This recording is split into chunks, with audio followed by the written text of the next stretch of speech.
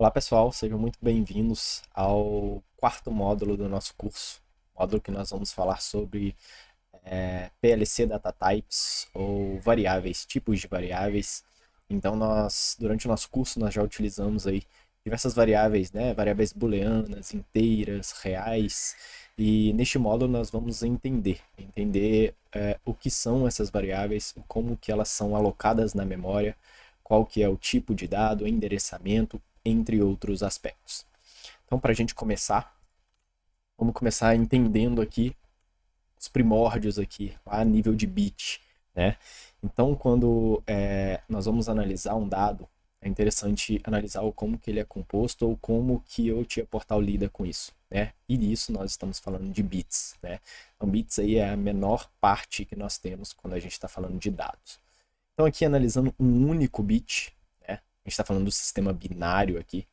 Cada bit ele pode ter dois valores, pode assumir dois valores. Ele pode assumir o valor 0 ou ele pode assumir o valor 1. Então nós temos que para um bit eu tenho apenas duas combinações de números possíveis e o maior desses números é o número 1. Quando a gente olha agora para 2 bits, nós já temos uma configuração diferente. Por quê? Agora nós temos quatro combinações possíveis, que podem ser o 0 e 0, nós podemos ter o 0 e 1, 1 e 0 e, por fim, 1 e 1. Então, com 2 bits, nós podemos formar uma combinação de quatro números diferentes. Depois nós vamos ver que, convertendo para decimal, que é o que nós comumente utilizamos, nós vemos a equivalência ali dos números binários para o número decimal, que vai ali 0, 1, 2 e 3, utilizando esses 2 bits. Então, com esses 2 bits, eu consigo representar o número de 0 até 3. Então, quando a gente olha para os bits, é interessante a gente olhar para as combinações, né? Quantos números eu consigo representar e também analisar qual que é o maior valor que eu consigo representar dentro daquela cadeia de bits ali.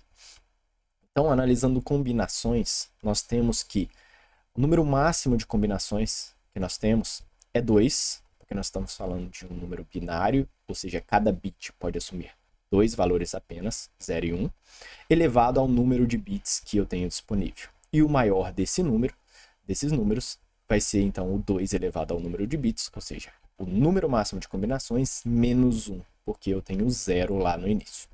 Lembrando que, neste momento, nós estamos analisando simplesmente a nível de bit. Não estou considerando uma variável que tem sinal, casa depois da vírgula, isso aí. Depois, na hora que a gente chegar para estudar isso, nós vamos ver que a configuração, né, é um pouco diferente. A gente vai ter lá um bit que é exclusivo para o sinal, ou algo assim.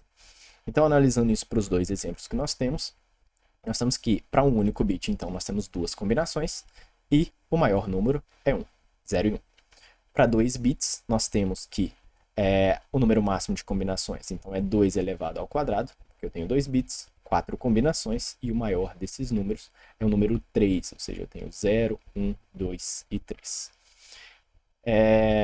Então nós analisamos os bits, né? Quando a gente fala lá de variáveis booleanas, verdadeiro, falso, ligado, desligado, então a gente vai trabalhar com bits. Só que nós temos alguns tipos de variáveis que são a base, né? Base inclusive para definição de outros tipos de variáveis. Essas variáveis são nada mais, nada menos do que uma combinação de bits ou uma sequência de bits. A primeira que nós vamos analisar é quando nós temos uma sequência de 8 bits. Isso nós chamamos de byte. Ou seja, um byte não é nada mais do que uma sequência de 8 bits. E um byte, dentro do TIA Portal, ele é representado pela letra B. E essa letra B ela é muito importante na hora que a gente for falar de endereçamento. Porque quando a gente vê lá um endereço porcentagem, MB alguma coisa, a gente está fazendo referência a um byte. E um byte, ele então possui 2 elevado a 8, que são 8 bits de combinação. Temos então 256 opções de números a serem alocados ali, e o maior desses números é o 255, ou seja, vai de 0 até 255, reforçando que eu estou simplesmente analisando números positivos, inteiros positivos aí. Tá? Existem alguns tipos de variáveis que são sinalizados, então aí já não vai ser de 0 a 255, vai ser de menos 128 a 127, mas isso aí depois a gente vai chegar, a gente vai analisar.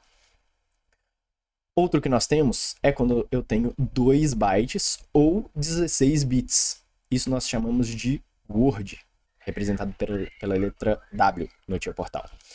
Suas combinações é 2 elevado a 16, que vai dar ali 65.536, e o maior valor, 65.535.